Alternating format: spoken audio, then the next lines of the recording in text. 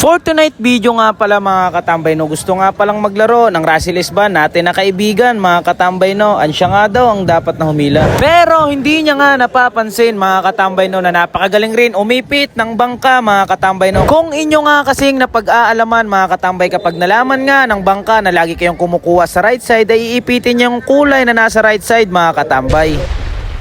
Kaya kahit anong teknik nga o timing ng paghila ang inyong gagawin mga katambay no, at kahit kumuha pa kayo ng guide sa right side, kung ganito kagaling rin ang bangka na inyong makakalaban ay bihira o napakahirap manalo dito mga katambay. Pero mukhang hindi pa rin nga napapansin ang kaibigang Russell Band natin at tuloy-tuloy pa rin siya sa pagtaya dahil nga naaaliw siya mga katambay. Sabi niya kasi sa akin, alam niya na daw ang timing at teknik na ginagawa ko kapag naglalaro ako ng perya mga katambay. Pero kahit alam mo ang teknik na ginagawa natin tapos ganito kagaling ang bangkang makakalaban mo at hindi mo alam kung paano kakonterin, hirap na hirap kang manalo dito. Sa ganitong pagkakataon nga mga katambay no, kailangang basahin mo rin kung paano magtimpla ng dice ang bangkera o bangkero mga katambay, dahil iba't ibang uri ng bangkera at bangkero ang makakalaban mo dito. At sa pangatlong pagsubok nga ng ating kaibigang Russell ay hindi pa rin siya tumama, pero hindi pa rin siya nawala ng pag-asa dahil meron pa rin niyang isang dice na tubambingi mga katambay, pero kahit anong gawin niya ay ayaw talagang lumabas. Kaya nga sabi ko sa kaibigang Russell ko na ako na muna ang tataya dahil ipapakita ko sa kanya mga katambay ang counter technique sa ganitong ginagawa ng bangkera o bangkero.